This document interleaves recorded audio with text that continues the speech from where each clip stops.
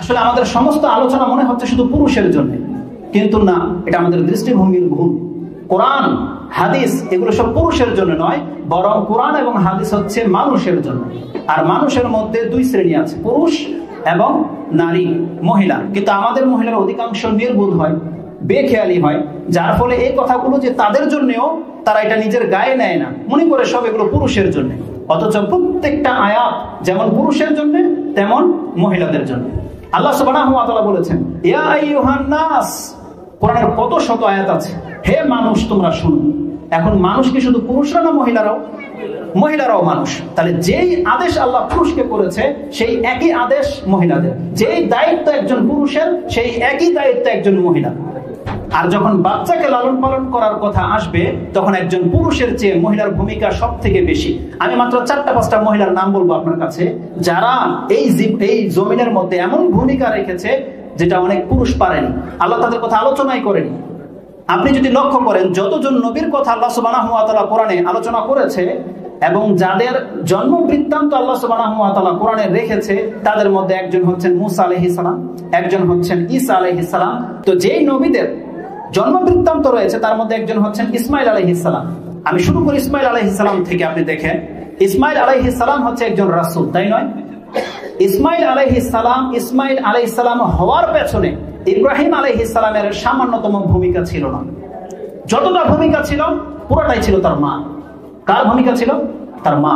কারণ কোলের বাচ্চা সহ ইব্রাহিম আলাইহিস সালাম তাকে কিন্তু মরুভূমিতে প্রান্তরে রেখে এসেছিলেন। কিন্তু একজন মা পারে একজন রাসূলের জন্ম দিতে। একজন মা তাকে এমন শিক্ষা দিয়েছে যেই বাবা তার লালন পালন করেনি।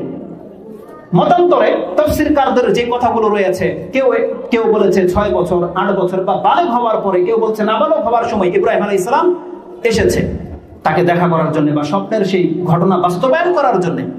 একজন পিতা যদি 10 বছর আমরা ধরে নেই, 10 বছর যদি ধরে নেই, তাহলে একজন পিতা 10 বছর পর্যন্ত যার লালন পালন করেনি, সেই পিতা যখন এসে বলছে ইয়া বুনাইয়া ইন্নী আরা ফিল মানাম আন্নী আসবাহুক, আমি স্বপ্নে দেখেছি যে না আমি তোমাকে জবাহা করছি, ওই বাচ্চা যে বাচ্চা পিতাকে দেখেনি, লালন পালন পায়নি, সেই বাচ্চার সম্বোধনটা কি ছিল কোরআনে সেটা উল্লেখ করে দিয়েছে। ইসমাঈল আলাইহিস সালাম ইব্রাহিম আলাইহিস সালামকে দেখে বলেছিলেন ইয়া আবাতি ফাল, হে আমার পিতা আপনি করেন। আচ্ছা বলেন তো দেখি আমাদের সমাজের মহিলারা কেমন? যদি কোনো পিতা জন্মের পরে বিদেশ চলে যায় বা খোরাক একটু কম দেয়, এই মা তাকে কি শিখায়? এ তার বাপ হইল, পরিচয় দিতে চায় না। অথচ ইসমাঈল আলাইহিস সালামের মা হাজারা এমন একজন মহিলা, তিনি কোনোদিন আল্লাহর প্রতি অসন্তুষ্ট হননি, তার স্বামীর প্রতি কোনোদিন তার বিরাগ ছিল না। তিনি যে আল্লাহর রাসূল এটা মেনে নিয়েছে, তার ছেলেকে এইভাবে গড়ে তুলেছে যে বহুদিন পর তার পিতা এসেছে, তিনি পিতাকে সম্মানসূচক বাক্যে বলছে ইয়া আবাদি, হে আমার পিতা আপনি করেন, আপনি যে আদেশ প্রাপ্ত হয়েছেন। মূসা আলাইহিস সালাম তার তত্ত্বাবধানের মধ্যে যদিও ফেরাউনের ঘরে বড় হয়েছে, কিন্তু লালন পালন করেছে তার মা, কারণ তার মার কাছে আল্লাহ সুবহানাহু ওয়া তাআলা টেকনিক্যালি ফেরত দিয়েছিলেন। ঈসা আলাইহিস সালাম উলুল আজমি মিনার রাসূলের মধ্যে একজন। মূসা আলাইহিস সালাম, মুহাম্মদুর রাসূলুল্লাহ সাল্লাল্লাহু আলাইহি সাল্লাম এবং ঈসা আলাইহিস সালাম। ঈসা আলাইহিস সালামের ক্ষেত্রে তার বাবার কোনো ভূমিকা নাই। কার ভূমিকা? মরিয়ম আলাইহিস সালামের ভূমিকা। একটা মা রাসূলকে এইভাবে বড় করে তোলে, তো মায়ের ভূমিকা ব্যাপক। আমি যখন এই কথাগুলো বলি সেই ক্ষেত্রে আমাদের বাবা যারা তারা ফেল হয়ে যাবে, কারণ তাদের কোনো ভূমিকাই নেই সন্তানের ক্ষেত্রে। একজন যোগ্য সন্তান, একজন আলেম তৈরি করার পেছনে মায়ের ভূমিকার বিকল্প নাই। সব থেকে উত্তম দলিল হচ্ছেন ইমাম বুখারী রাহিমাহুল্লাহ। তার ইমাম বুখারী হওয়ার পেছনে তার বাবার কোনো ভূমিকা অত না থাকলেও তার মায়ের ভূমিকা সব থেকে বেশি। ইতিহাস এগুলো পড়লে পাওয়া যায়। তো এটা স্মরণ করিয়ে দেওয়ার আমার ব্যাপার ছিল, তাদের কথাতে সে কথাগুলো উল্লেখ করা হয়েছে। তাহলে এমন একটা মা সবার ঘরে জন্মে না, এটাকে তৈরি করতে হয়। অতএব এই দায়িত্ব নিয়েছেন এই ভাইয়েরা এই মাদ্রাসার মাধ্যমে, এবং তাদের দাবি এখানে সালাফিয়া যেটা মানহাজে সালাফিয়া শিক্ষা দেওয়া হবে। আর আমরা প্রকাশ্যভাবে বলতে কোনো দ্বিধা করি না, নিঃসন্দেহে আমাদের কাছে একমাত্র গ্রহণযোগ্য পথ হচ্ছে সালাফি মানহাজের পথ, এর বিকল্প কোনো পথ নেই। আমাদের সালাফ হচ্ছে তারা যারা কোরআন এবং সুন্নাহ দিয়ে আমাদেরকে গাইড করে, তাদের পথে আমরা আপনাদেরকে চালাবো। এই কথা বলতে আমাদের কোনো দ্বিধা নাই, এখানে লুকোচুরির কোনো বিষয় নয়। আমরা কোরআন হাদিস দিয়ে আপনাদেরকে আহ্বান করব, এটা আমাদের উদ্যত আহ্বান। এবার আসুন, আমাকে বলা হয়েছে ইলম সম্পর্কে আপনাকে কিছু বলতে। ইলম সম্পর্কে আপনারা বহুত কিছু শুনেছেন। একটা ব্যাপার আমি আলহামদুলিল্লাহ দুই ভাইকে একমত পেলাম। আমি কায়েল হলাম যত ফজিলত আছে ইলম সম্পর্কে, আমার দাবি এই ইলম হচ্ছে কোরআন হাদিসের ইলম, মানে ওহির ইলম। দুনিয়াবি কোনো ইলমের ব্যাপারে এই মর্যাদা আসবে না। যদিও কিছু কিছু আলেম বা অনেক বিজ্ঞ শেখরা বলেছে যে দুনিয়াবি কল্যাণকর বিষয়গুলো এর অন্তর্ভুক্ত, তবে ওই ব্যক্তি যখন তার দিনের মূলনীতি বুনিয়াদ যখন শিখে যাবে, সে তার ধর্ম প্র্যাকটিসিং মুসলিম হবে, সেই ব্যক্তির ডাক্তার হওয়াটা কল্যাণকর, সেই ব্যক্তির ইঞ্জিনিয়ার হওয়া কল্যাণকর। না হলে তো দুনিয়াতে বিশৃঙ্খলা লেগে যাবে বা দুর্নীতির সয়লাভ হয়ে যাবে। এই জন্য প্রথম হচ্ছে তার ধর্মীয় জ্ঞান, তারপরে দুনিয়াবি জ্ঞান যত সে অর্জন করবে সেগুলো সে ফজিলত প্রাপ্ত হবে তার নিয়তের কারণে। কিন্তু ডাইরেক্ট কোন একটা আয়াত একটা হাদিসও দুনিয়াবি কোনো শিক্ষার দিকে ফিট হয় না, সবগুলো চলে যাচ্ছে কোরআন এবং হাদিসের দিকে। তো কোরআন এবং হাদিসের ইলমের মর্যাদা তুলে ধরার আগে আমি আপনার কাছে এটা আগে প্রথম প্রমাণ করব যে কোরআন এবং হাদিসের মান সম্পর্কে আল্লাহ কি বলেছে, এবং আল্লাহ যা কিছু বলেছে এটা যে ওহির জ্ঞান, কোরআন হাদিসের জ্ঞান, অন্য কোনো যে এই ফজিলত পাবে না, এই সম্পর্কে দুই একটি কথা নিয়ে নেন। যে হাদিসটি আমাদের ভাই উল্লেখ করেছে, হাদিসটি আবু হুরায়রা থেকে বর্ণিত, হাদিসটি আবু দারদা রাদিয়াল্লাহু তাআলা আনহু থেকে বর্ণিত, মুসলিমে এসেছে, বুখারীতেও এসেছে, তিরমিজিতেও এসেছে ভিন্ন ভিন্ন অ্যাঙ্গেলে। যে হাদিসটি ইমাম তিরমিজি, আবু দাউদ, নাসাই, ইবনে মাজাহ কোট করেছে, যেই শব্দে আমি সেই কথাটা আপনার কাছে কোট করছি, সেই হাদিসটি ইমাম আবু দাউদ তার 20 নম্বর অধ্যায় কিতাবুল ইলমের প্রথম হাদিস হচ্ছে এটা। ইমাম তিরমিজি তিনিও তার ইলমের অধ্যায়ে এনেছেন। একজন সাহাবী বলছেন, কাসির ইবনে কাইস, তিনি বলছেন, জালাসতু ইনদা আবি দারদাই রাদিয়াল্লাহু তাআলা আনহু ফি মসজিদে দিমাশক, আমি দিমাশকের একটা মসজিদে আবু দারদার পাশে বসা ছিলাম।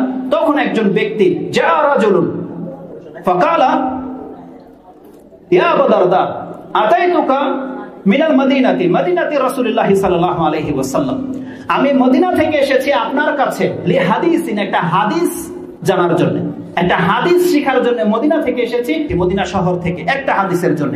যে আমি শুনেছি, বালাগানি আন্নাকা তুহাদ্দিসু আন রাসূলিল্লাহি সাল্লাল্লাহু আলাইহি ওয়াসাল্লাম, আমার কাছে হাদিস পৌঁছেছে বা আমি সংবাদ পেয়েছি যে আপনি রাসূল থেকে হাদিস বর্ণনা করে থাকেন।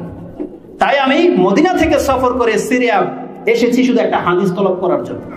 সেই হাদিসে আবু দারদা রাদিয়াল্লাহু তাআলা আনহু তাকে কিন্তু হাদিস শুনিয়ে দিতে পারতেন, কিন্তু তিনি আশ্চর্য হয়ে গেছেন যখন বলেছে যে একটা হাদিসের জন্য সে মদিনা থেকে এত দূর পর্যন্ত সফর করে এসেছে। তখন তিনি তাকে বলছেন, তুমি কি অন্য কোনো প্রয়োজনে আসনি, কোনো বিজনেসের জন্য আসনি? সে বলছে, না, আমি কোনো বিজনেসের জন্য আসিনি। বলছে, আওয়া গায়রা যালিক, আর অন্য কোনো উদ্দেশ্যে? বলছে, না, আমি অন্য কোনো উদ্দেশ্য আসিনি। আও কামা কালা ফিল হাদিস। এক পর্যায়ে ইমাম ইবনে মাজাহ যে শব্দটা এনেছে, তিনি বলছেন, মা জিতু লিহাজাতিন, আমি অন্য কোনো আমার কোনো উদ্দেশ্য আসিনি, আমি কেবলমাত্র একটা হাদিস অর্জন করার জন্য এসেছি, শোনার জন্য এসেছি। তখন এই কথা যখন ওয়েটনেস পেয়ে গেছে, তখন আবু দারদা প্রথমে তাকে একটা ফজিলত শুনিয়েছে যে এই ধরনের ব্যক্তিদের ফজিলত কি। তখন তিনি বলছেন, সামি'তু রাসূলুল্লাহ সাল্লাল্লাহু আলাইহি ওয়াসাল্লাম ইয়াকুল, মান সালাকা তারিকান ইয়ালতামিসু ফিহি ইলমান সাহালাল্লাহু লাহু তারিকান ইলাল জান্নাহ, যেই ব্যক্তি এমন দ্বীনের জ্ঞান অর্জন করার জন্য রাস্তায় চলবে, পথ অবলম্বন করবে, কোন রাস্তা ধরে নেবে, আল্লাহ তার এই মর্যাদা এমন রেখেছে যে আল্লাহ তার জন্য জান্নাতের পথকে সহজ করে দেবে। তাহলে এই হাদিস ইঙ্গিত করছে যে কোরআন হাদিসের ইলম হতে হবে, কারণ না হলে আবু দারদা তাকে এগুলো বলার কোনো মানেই হয় না যে তুমি কি বিজনেসের জন্য আসনি, অন্য কোনো উদ্দেশ্য আসনি, এসেছো এখন আমার কাছে সাক্ষাৎ পেয়ে গেছো তাই হাদিস জানতে চেয়েছো। বলছে, না, আমি শুধুমাত্র হাদিসটা জানার জন্যই আপনার পর্যন্ত এসেছি। তারপরে গিয়ে তিনি এই ফজিলত বর্ণনা করেছেন যে আমি রাসূল সাল্লাল্লাহু আলাইহি ওয়াসাল্লামের কাছ থেকে শুনেছি যে এই ব্যক্তি ইলম তলব করার জন্য রাস্তা ধরে নেবে, এই রাস্তা তাকে জান্নাত পর্যন্ত পৌঁছে দেবে। এটা ছিল এই হাদিস। এই হাদিসের মধ্যে আরো বেশ কিছু ফজিলতের কথা আছে, ওটা আমাদের উদ্দেশ্য নয়, কিন্তু আমি শর্ট লিস্ট যেহেতু সেগুলো বলেছি।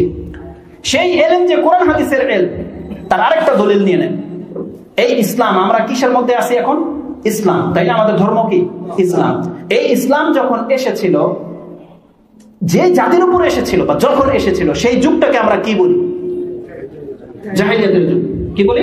আইয়ামে জাহিলিয়া, জিহালত থেকে জাহিলিয়া মানে মূর্খতা। তো যে যুগে ইসলাম এসেছিল সেই যুগটাকে আমরা বলি আইয়ামে জাহিলিয়া, জাহিলিয়াতের যুগ, মূর্খতার যুগ। কেন? সেই যুগের লোকেরা কি লিখতে পড়তে জানতো না?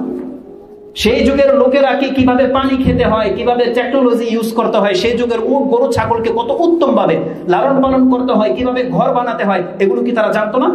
তারা সব জানতো। বরং এমন কবিতা রাইটার আছে যাদের কবিতা নাকি এখনো আরবি গ্রামার পড়াতে গেলে তাদের কবিতার প্রয়োজন হয়। এমন বিজ্ঞ ব্যক্তিরাও সেই যুগের জন্ম ছিল। তারা আক্ষরিক জ্ঞান যথেষ্ট জানতো, কিন্তু তারপরও সেই যুগটাকে আমরা জাহিলিয়াতের যুগ কেন বলছি? সেই যুগে সবকিছু ছিল, কেবল ছিল না ইসলাম। কি ছিল না? শুধুমাত্র ইসলাম ছিল না। আল্লাহ সম্পর্কে সঠিক কনসেপশন ছিল না, জানতো না আল্লাহ সম্পর্কে, জানতো না রাসূল সম্পর্কে, জানতো না নাজাত পরকাল সম্পর্কে, জান্নাত জাহান্নাম সম্পর্কে জানতো না। সঠিক থিম তাদের কাছে ছিল না। আল্লাহকে মানতো, আল্লাহ সুবহানাহু ওয়া তাআলা একজন আছে এটা জানতো, পরকাল আছে এটাও অনেকে মানতো, কেউ মানতো না, এক এক রকম করে। কিন্তু যেই জিনিসটা তার মিসিং ছিল সেটা ছিল ইলম, এই ইসলামিক ইলম। এই ইলম আল্লাহ নাজিল করে দিয়ে, তার মানে আল্লাহ নাজিল করেছে ইসলাম। আল্লাহ বলেছেন এই জাহেলাত দূর করার জন্য আল্লাহ জ্ঞান নাজিল করেছে, বলতে ইসলাম নাজিল করেছে। এই জন্য আপনি জেনে নেন, যখনই কোনো জ্ঞানের চর্চার কথা হবে, জ্ঞানের কথা হবে, তখনই সেখানে ট্রান্সলেট হবে ইসলাম, অন্য কিছু নয়। কারণ মূর্খতার বিপরীতে ইসলাম এসেছে, আর ইসলাম হচ্ছে জ্ঞান। আল্লাহ সুবহানাহু ওয়া তাআলা ইলম বলেছে, সেই ইলমটা হচ্ছে ইসলামের ইলম। আরেকটা দলিল আপনি নিয়ে নেন, রাসূলুল্লাহ সাল্লাল্লাহু আলাইহি ওয়াসাল্লাম বলেছে যাহাবাল ইলম, ইলম উঠে যাবে। ইন্না আশরাতিস সাআতি, নিশ্চয়ই কিয়ামতের একটা আলামত হচ্ছে ইউকবিদুল ইলমা ওয়া ইয়াবসুতাল জাহাল। রাসূলুল্লাহ সাল্লাল্লাহু আলাইহি ওয়াসাল্লাম এই হাদিসটাও আনাস রাদিয়াল্লাহু তাআলা বর্ণনা করেছেন। এটা আপনি বুখারী মুসলিমের উভয় কিতাবে পাবেন, ইলমের অধ্যায়ে পাবেন। ইমাম বুখারীর সম্ভবত হাদিসটা 80 নম্বরে রয়েছে এবং ইমাম মুসলিম সম্ভবত হাদিসটা 6678 এ রয়েছে, 6678 এর মধ্যে আপনি পেয়ে যাবেন ইলমের অধ্যায়। আনাস রাদিয়াল্লাহু তাআলা তিনি বলছেন, ক্বালা রাসূলুল্লাহ সাল্লাল্লাহু আলাইহি ওয়াসাল্লাম ইন্না মিন আশরাতিস সাআ, নিশ্চয়ই কিয়ামতের একটা আলামত হচ্ছে রুফিয়াল ইলম, ইলম উঠে যাওয়া, ওয়া ইয়াবসুতাল জাহাল, মূর্খতা বিরাজ করবে। তার মানে যেই যুগে ইসলামে এসেছিল, যেই বর্বরতা মানুষ করত, ওই একই আমল আবার ইসলামের যুগে ফেরত আসবে। যখন ইসলাম উঠে যাবে, তখন ইসলামকে পালন করে, ইসলাম জানে এমন ব্যক্তিদের যখন অস্তিত্ব থাকবে না, তখন ওই মূর্খতা ফিরে আসবে। তখন হয়তো মানুষ এডুকেটেড পারসন থাকবে, ইংলিশ শিক্ষিত থাকবে, উপন্যাস গদ্য পদ্য সায়েন্স টেকনোলজির লোক থাকবে, কিন্তু ইসলাম পালন করার মতো লোক থাকবে না। ওটাই হচ্ছে ইলম উঠে যাওয়ার যুগ। আর কিয়ামত তাদের উপরে হবে। এমন নয় যে পৃথিবীর মানুষ জানবে না লেখাপড়া, তাদের উপরে কিয়ামত হবে, বরং তারা দুনিয়ার সবকিছু জানবে, শুধু জানবে না ইসলাম, ওই তাদের উপরে কিয়ামত হবে। তাহলে এটা একটা দলিল যে ইলমের আলোচনা আমরা করি, মূলত এটা হচ্ছে ওহীর জ্ঞান, কোরআন হাদিসের জ্ঞান, যা আল্লাহ আকাশ থেকে নাজিল করেছে। এটা হচ্ছে জ্ঞান। এই জ্ঞানের বরকত কি, মর্যাদা কি, এই সম্পর্কে অনেকে অনেক কথা বলে। আমি অ্যাকচুয়ালি অতটা বিজ্ঞ নই, তবে আমি কোরআন হাদিস থেকে যতটা চেষ্টা করি বড়দের বক্তব্য শুনে যেটা আমি পেলাম, একটা জিনিস আমি লক্ষ্য করে দেখেছি, যেটা আমি কারো বক্তব্যে তেমন ভাবে আলোচনায় পাইনি। সেটা হচ্ছে এই, হতে পারে ইনশাআল্লাহ আজিজ যারা বিজ্ঞ আছেন এবং আপনারা আমার কথায় একমত হবেন, ইলমকে আল্লাহ সুবহানাহু ওয়া তাআলা আল্লাহর রহমত বলেছে, আর কোনো কিছুকে আল্লাহ সুবহানাহু ওয়া তাআলা তার রহমত শব্দটা ব্যবহার করেনি। আল্লাহ সুবহানাহু ওয়া তাআলা তার সৃষ্টির মধ্যে কেবলমাত্র জান্নাতকে রহমত বলেছে, আল্লাহ সুবহানাহু ওয়া তাআলা গুণের মধ্যে হিদায়াতকে রহমত বলেছে, আর আল্লাহ সুবহানাহু ওয়া তাআলা সমস্ত নিয়ামতের মধ্যে আল্লাহ ইলমকে রহমত বলেছে। ওটা আমি আজকে আপনার কাছে প্রমাণ করব। তাহলে আপনি বুঝতে পারবেন যে ওহীর জ্ঞানের মূল্য কত, আর ওই ধরনের প্রতিষ্ঠানের মূল্য কত হবে যখন আপনি এটা বুঝে যাবেন যে আল্লাহ সুবহানাহু ওয়া তাআলা ইলমকে রহমত বলেছে। কোরআনের একাধিক আয়াতে এটা আপনি প্রমাণ পাবেন।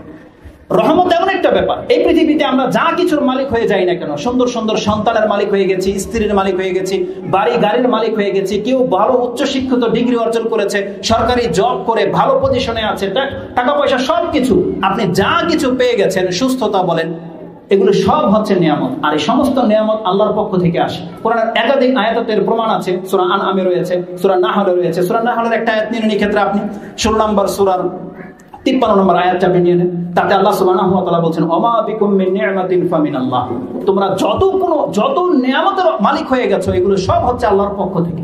তার মানে আল্লাহ সুবহানাহু ওয়া তাআলা বলছেন, এই মানুষ যা কিছু ভোগ করছে এগুলো সবই হচ্ছে তার নিয়ামত, আর সমস্ত নিয়ামত তার রবের পক্ষ থেকে।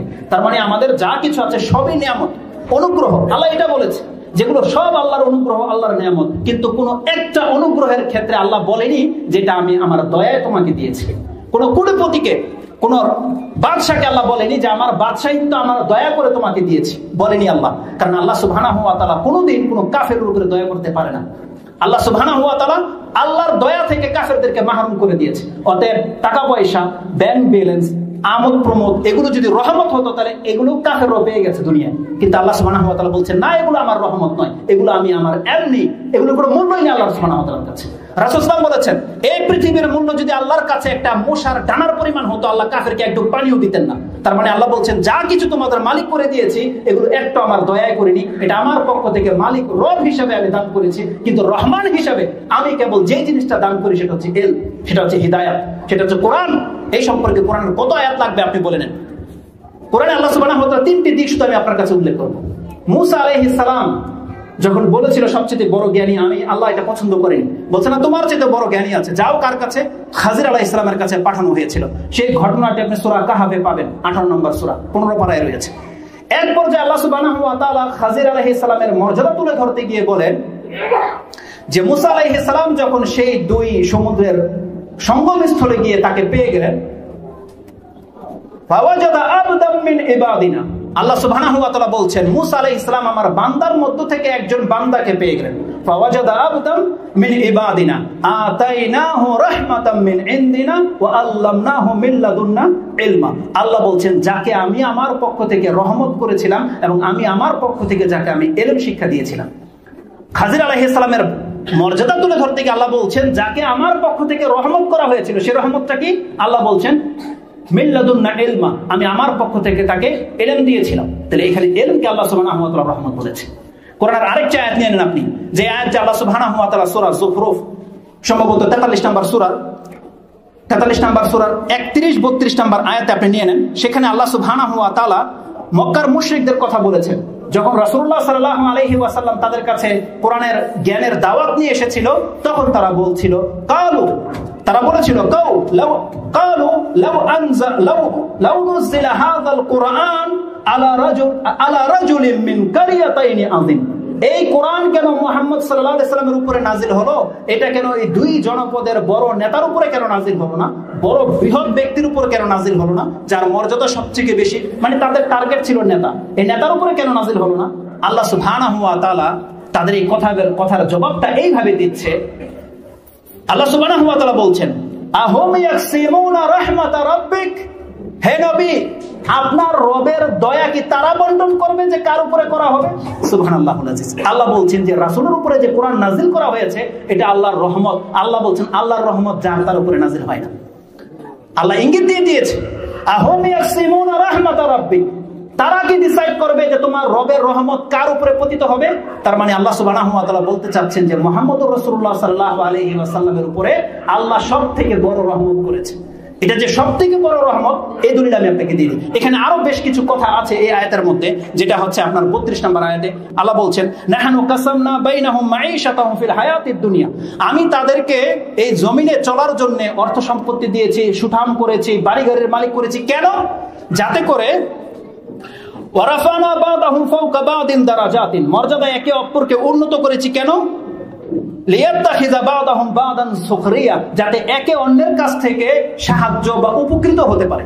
যেমন কাউকে আল্লাহ কৃষক করেছেন, কৃষক ফসল ফলায়, আপনি টাকা দিয়ে কিনে নেন। কাউকে চামড়ার বিজনেস দিয়েছে, কাউকে কাপড়ের বিজনেস দিয়েছে। আল্লাহ বিভিন্ন ভাবে ভাগ করে দিয়েছে যাতে আমরা একে অপরের কাছ থেকে কি করি? উপকৃত হতে পারি, সাহায্য নিতে পারি। কিন্তু আল্লাহ সুবহানাহু ওয়া তাআলা এগুলো একটাকে আল্লাহ নিয়ামত বলেনি।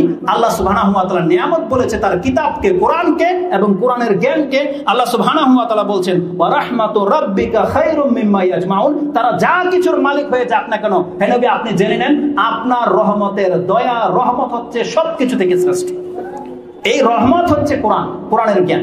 আল্লাহ সুবহানাহু ওয়া তাআলা পৃথিবীর সবাইকে বহু কিছুর মালিক করেছে, কিন্তু রাসূলুল্লাহ সাল্লাল্লাহু আলাইহি ওয়াসাল্লামের উপরে কোরআন এবং ওহী নাজিল করে দিয়ে আল্লাহ বলছেন, মুহাম্মদ তোমার উপরে আমার সবথেকে বড় অনুগ্রহটা তোমার উপরে করা হয়েছে, সবথেকে মহান আজিম অনুগ্রহটা আমি আল্লাহ তোমার উপরে করেছি।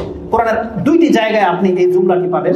একটা পাবেন আপনি সূরা বনী ইসরাঈল 17 নম্বর সূরার 86-87 নম্বর আয়াতে, এবং সূরা নিসা 4 নম্বর সূরার 113 নম্বর আয়াতে আল্লাহ সুবহানাহু ওয়া তাআলা রাসূলুল্লাহ সাল্লাল্লাহু আলাইহি ওয়াসাল্লামকে বলছেন, ওয়ালাইন শিনা লানাযহাবান্না বিল্লাযী আওহাইনা ইলাইকা সুম্মা লা তাজিদু লাকা বিহি আলাইনা ওয়াকিলা, আমি তোমার উপরে যে কিতাব নাযিল করেছি মুহাম্মদ, আমি চাইলে সেই কিতাব তোমার উপরে নাযিল করতাম না, আমি ঠেকিয়ে রাখতে পারতাম, কিন্তু তুমি এমন কাউকে পেতে না যে আমার কাছ থেকে ওকালতি করে তোমার উপরে কিতাব এনে দিতে পারে। তার মানে আল্লাহ বলছেন যে আমি এটা একান্ত আমার দয়ায় করেছি, তারপরে আয়াতে আল্লাহ সুবহানাহু ওয়া তাআলা তিনি বলছেন যে তোমার উপরে যে কিতাব নাজিল করা হয়েছে এটা তুমি কোনো উকিল দিয়ে পেতে না। আল্লাহ বলছেন ইল্লা রাহমাতাম মির রাব্বিক ইন্না ফাদলাহু কানা আলাইকা কাবীরা। আল্লাহ বলছেন নবী এটা তোমার রবের দয়া ছাড়া আর কিছু নয়, আর তোমার উপরে আল্লাহর অনেক বড় অনুগ্রহ করেছেন। তার মানে আল্লাহ সুবহানাহু ওয়া তাআলা বলছেন এই কোরআন হচ্ছে সবথেকে বড় অনুগ্রহ। আর সূরা নিসার মধ্যে কি রয়েছে? আল্লাহ সুবহানাহু ওয়া তাআলা বলছেন আমি তোমার উপরে ওয়া আনজালাল্লাহু আলাইকাল কিতাবা ওয়াল হিকমা ওয়া আল্লামাকা মা লাম তাকুন তা'লাম, আমি তোমাকে এমন কিছু শিক্ষা দিয়েছি মুহাম্মদ যা তুমি জানতে না। এই অনুগ্রহ করে আল্লাহ সুবহানাহু ওয়া তাআলা বলছেন ওয়া কানা ফাদলুল্লাহি আলাইকা আযীমা, হে মুহাম্মদ তোমার উপরে শুধু বড় নয় আযীম মহা অনুগ্রহ আল্লাহ করেছে। তার মানে আল্লাহ সুবহানাহু ওয়া তাআলা মুহাম্মদ সাল্লাল্লাহু আলাইহি সাল্লামের উপরে কোরআন নাযিল করে ইসলাম শিক্ষা দিয়ে সবথেকে বড় ইহসান, সবথেকে বড় অনুগ্রহ করেছে, এবং যার বরকত আমরা মুসলিমরা পেয়ে গেছি। আল্লাহ সুবহানাহু ওয়া তাআলা প্রত্যেক নবীকে কিছু মুজিজা দিয়েছিলেন। সেই নবীর মরে যাওয়ার পরে সেই মুজিজা পৃথিবী থেকে আর কোনো উপকৃত কেউ হতে পারেনি, সেই মুজিজা বন্ধ হয়ে গেছে। কিন্তু মুহাম্মদুর রাসূলুল্লাহ সাল্লাল্লাহু আলাইহি ওয়াসাল্লামকে আল্লাহ মুজিজা স্বরূপ কোরআন দিয়েছিলেন, ইসলামের জ্ঞান শিক্ষা দিয়েছিলেন, যেই মুজিজা থেকে তার উম্মতের প্রত্যেকটা ব্যক্তি অংশ নেওয়ার অধিকার পেয়ে গেছে। প্রত্যেকটা ব্যক্তিকে আল্লাহ তৌফিক দিয়ে দিয়েছে, যে চায় তার নবীর মুজিজা থেকে অংশ নিতে সে যেন কোরআন এবং হাদিসের জ্ঞান চর্চা করে। রাসূলুল্লাহ সাল্লাল্লাহু আলাইহি সাল্লাম বলছেন এই জন্য প্রত্যেকটা আলেম হচ্ছে নবীদের ওয়ারিস। তিনি বলেছেন প্রত্যেকটা আলেম হচ্ছে রাসূল সাল্লাল্লাহু ওয়ারিস। আর নবীগণ কোন টাকা পয়সার ওয়ারিস করে যান না, তারা ওয়ারিস করে যান ইলমের। রাসূলুল্লাহ সাল্লাল্লাহু আলাইহি সাল্লাম এভাবে বলে দিয়েছেন। তাহলে আমরা যদি নবীর ওয়ারিস হতে চাই তাহলে আমাদেরকে ইলম অর্জন করতে হবে। আর এই ইলম রাসূলুল্লাহ সাল্লাল্লাহু আলাইহি ওয়াসাল্লামের পক্ষ থেকে আমাদেরকে দেওয়া হয়েছে, কিন্তু এটা এমনিতে আপনার সিনায় ঢুকে যাবে না। আমাদেরকে ওই ফাইল শিক্ষা দেওয়া হয়নি যে পীর বাবাকে বা আপনার বাবাকে জড়িয়ে ধরলে তার সিনা থেকে আপনার সিনার মধ্যে ইলম ঢুকে যাবে। এই পদ্ধতি আল্লাহ সুবহানাহু ওয়া তাআলা ইসলামে রাখেনি, বরং ইমাম বুখারী রাহিমাহুল্লাহ তিনি তার ইলমের অধ্যায়ে 10 নম্বর পর্বটা কায়েম করেছেন এই ভাষায়। তিনি বলেছেন ইলমের মর্যাদা হচ্ছে কথা বলা এবং কর্ম করার পূর্বে। সেই অধ্যায়ে তিনি বলছেন ওয়া ইন্নামাল ইলমু বিত্তাআল্লুম, ইলম তখনই অর্জন হবে যখন কোনো ব্যক্তি সেটা তলব করবে। অতএব আপনি যদি আলেম হতে চান তাহলে আপনাকে ইলম তলব করতে হবে। এই ইলম বিনা তলবে আপনার কাছে আসবে না, আপনাকে সেই ইলম তলব করতে হবে। আর সবথেকে বড় ব্যাপার হচ্ছে যে ইলমকে আল্লাহ সুবহানাহু ওয়া তাআলা রহমত বলেছে, এই ইলমের প্রয়োজন কি আমাদের? কারণ আপনার যদি জানা থাকে, আপনি স্মরণ রাখেন কেবলমাত্র আপনার স্রষ্টা সম্পর্কে, যিনি আপনাকে আমাকে সৃষ্টি করেছেন, তার সম্পর্কে জানতে হলে আপনাকে কেবলমাত্র কোরআন এবং হাদিসের কিতাবে পড়তে হবে। পৃথিবীর অন্য কোনো কিতাবে আপনার রবের পরিচয় আপনার কাছে তুলে ধরতে পারবে না। আল্লাহ সুবহানাহু ওয়া তাআলা তিনি তার পরিচয়কে আমাদের কাছে তুলে ধরার জন্যই কোরআন নাযিল করেছে। যেই ইলমের মাধ্যমে আপনি আপনার রবের, আপনার স্রষ্টার পরিচয় পাবেন, যে ইলমের মাধ্যমে আপনি জানতে পারবেন যেই কাজের জন্য আপনাকে সৃষ্টি করা হয়েছে সেই কাজ কিভাবে করতে হয়, সেই কাজ জানতে পারবেন আপনি ইলমের মাধ্যমে। আল্লাহ সুবহানাহু ওয়া তাআলা আমাদেরকে জানিয়ে দিয়েছে আমাদেরকে কেন সৃষ্টি করা হয়েছে। আপনি পড়ুন সূরা আয-যারিয়াত 51 নম্বর সূরা 56 নম্বর আয়াত, এটা আমাদের অনেকেরই মুখস্থ আছে। আল্লাহ সুবহানাহু ওয়া তাআলা বলছেন ওমা খালাকতুল জিন্না ওয়াল ইনসা ইল্লা লিয়াবুদুন, আমি জিন এবং ইনসানকে সৃষ্টি করেছি আমার ইবাদত করার জন্য। তাহলে সেই ইবাদতটা কি? যে ইবাদতের জন্য আপনার আমাকে সৃষ্টি হয়েছে, আপনার আমার সৃষ্টি হয়েছে ইবাদতের জন্য। সেই ইবাদতগুলো কি? আপনি খামখেয়ালি করলে আপনি নাজাত পেয়ে যাবেন, বরং সেই ইবাদতগুলো হচ্ছে আপনার আমার নাজাতের সাবাব। আর সেই ইবাদত তখনই শুদ্ধ হবে, তখনই আপনি জানতে পারবেন যখন আপনি কোরআন হাদিসের সঠিক ব্যাখ্যা থেকে সেটা গ্রহণ করবেন। আর এর জন্য আপনাকে শুধু কোরআন হাদিস দাবি করলেই চলবে না, এই কোরআন হাদিসের সঠিক মাফহুম যেটা, বুঝ যেটা, সেটা সালাফদের মানহাজের উপর আপনাকে গ্রহণ করতে হবে। যদিও ভাই বলেছে মাদ্রাসা তো হাজার আছে, কিন্তু কয়টা মাদ্রাসা দাবি করতে পারবে যে আমরা সালাফি মানহাজের উপরে আমাদের প্রতিষ্ঠানকে গড়ে তুলেছি? বা এই ব্যাখ্যা আমাদের মন গড়া ব্যাখ্যা নয়, আমরা কেবল সালাফদের কাউল দিয়ে ব্যাখ্যা করে থাকি, যার মধ্যে থাকবে কোরআনের বদলতে কোরআন এবং হাদিস এবং রাসূল সাল্লাল্লাহু আলাইহি ওয়াসাল্লামের সাহাবীদের আমল আচরণ এবং তাবেঈদের আসার। এমনটা কতটা মাদ্রাসা আছে আপনি দেখাতে পারবেন না, খুব কম। বরং আপনি দুঃখজনক বিষয় হচ্ছে আপনারা এখানে সবাই আহলে হাদিস কিনা জানি না, হানাফিও থাকতে পারেন, ভিন্ন গ্রহের লোকও থাকতে পারেন। যখন ভাই বলেছে আমাকে মাদ্রাসা সম্পর্কে কিছু কথা বলতে, আর যেহেতু আমি ছাত্র অত ইলম রাখি না, আমি নেটে একটু সার্চ করেছি যে বিজ্ঞরা মাদ্রাসার বৈশিষ্ট্য সম্পর্কে, মাদ্রাসার গুরুত্ব সম্পর্কে কি আলোচনা করেছে। তো দুঃখজনক সত্য হলো আমাদের আলেমদের, সালাফিদের মাদ্রাসার ফজিলত বলে কোনো বক্তব্য পাইনি। তাদের আলোচনা হচ্ছে ইলমের মর্যাদা, আলেমের মর্যাদা, এগুলো আছে, মাদ্রাসার কোনো মর্যাদা নাই। তো বাধ্য হয়ে আমাকে ভিন্ন মাযহাবের ভিন্ন মতাবলম্বীদের কিছু বক্তব্য শুনতে হয়েছে। সুবহানাল্লাহ, আমাদের দেশের এমন কিছু বক্তা আছে যাদেরকে লাখ টাকা লাগে নিয়ে আসতে, যারা হেলিকপ্টার ছাড়া বক্তব্য করে না, বা যাদেরকে শাইখুল হাদিস মুহাদ্দিস সমস্ত ডিগ্রি তাদেরকে দিয়ে দেওয়া হয়েছে। এমন দুই একজনের বক্তব্য শুনলাম, আল্লাহ সাক্ষী, আর আপনারও নেটে শুনে নিয়েন, কারণ নাম বলা যেহেতু আমাদের উদ্দেশ্য নয় বলেই দিতাম। সুবহানাল্লাহ, 40 মিনিটের বক্তব্য 20 মিনিট শুনেছি, মাত্র 2টা কিচ্ছা বলেছে, একটা কোরআন হাদিস পাইনি। সবই যুক্তি তর্ক, আর নাই তো মাদ্রাসা সম্পর্কে কোন কোরআন হাদিস বানায় বলবো আমরা আপনাকে, কিন্তু তারা বানায় বলে যুক্তি তর্ক দিয়ে মাদ্রাসাকে উঠিয়ে দিবে এইভাবে।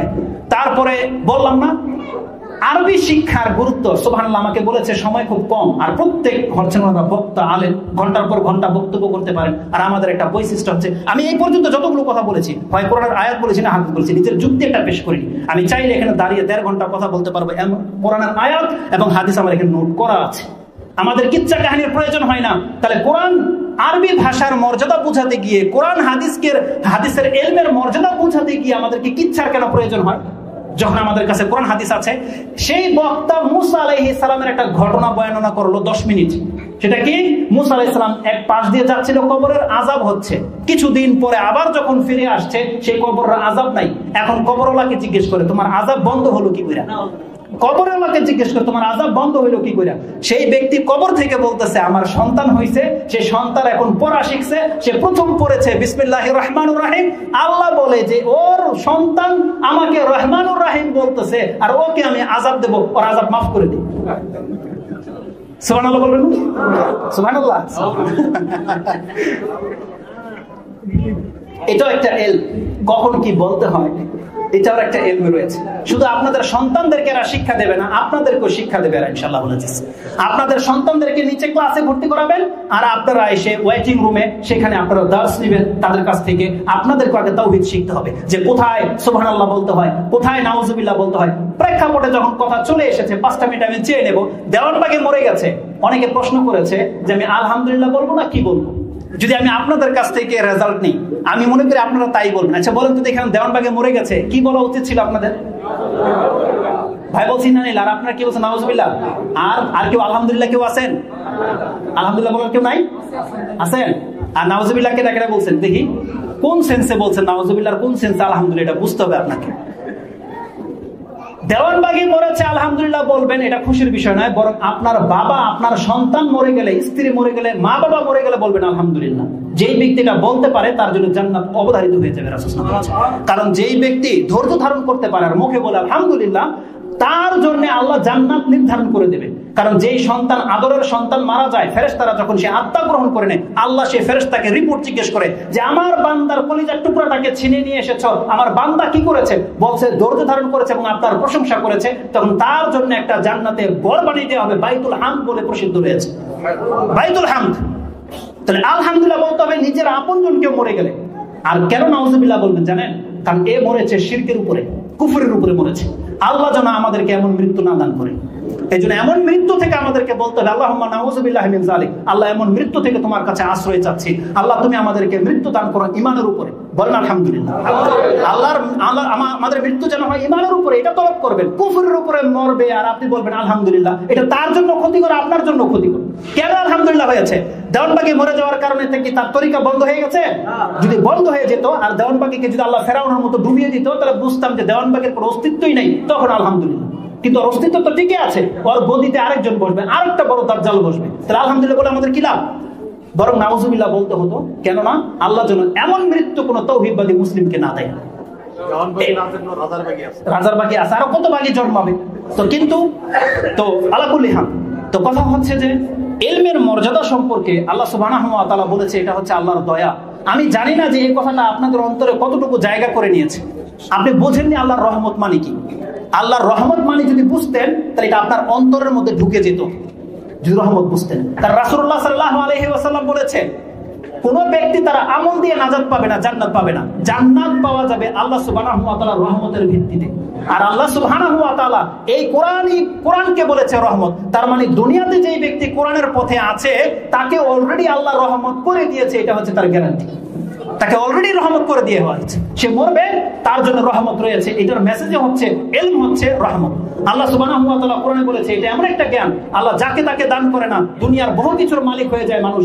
কোরআন একটা আয়াত বলেছিলাম আপনাদের কাছে, সূরা বাকারাতে রয়েছে 2 নম্বর সূরার 269 নম্বর আয়াত। আল্লাহ সুবহানাহু ওয়া তাআলা বলছেন ইউতিল হিকমাতা মাইয়াশা ওয়া মা ইউতাল হিকমাতা ফাকাদ উতিয়া খায়রান কাসীরা ওয়া মা ইয়াযাক্কারু ইল্লা উলুল আলবাব। আল্লাহ বলছেন হিকমতের জ্ঞান আমি যাকে তাকে দেই না, যার জন্য ইচ্ছা করি তাকে দেই। আর হিকমতের জ্ঞান আমি যাকে দিয়ে দিয়েছি, আল্লাহ বলছেন ফাকাদ উতিয়া খায়রান কাসীরা, তাকে আমি অজস্র কল্যাণ দান করে দিয়েছি। কিন্তু জ্ঞানীরা ছাড়া এই উপদেশকে গ্রহণ করে না। রাসূলুল্লাহ সাল্লাল্লাহু আলাইহি ওয়াসাল্লামের একটা সংক্ষিপ্ত হাদিস আমি আপনার কাছে বলেছি, যদিও এই হাদিসের ভার খুব বেশি, এটার ব্যাখ্যার জন্য 1 ঘন্টা লেগে যাবে, কিন্তু শুধু আমি হাদিসটা তরজমা করে আপনাকে রেখে দিই। ইমাম ইবনে মাজাহ মুসনাদ আহমদে হাদিসটি রয়েছে, ইমাম নাসরুদ্দিন আলবানী সহিহ এবং হাসান এবং সহিহ বলেছেন।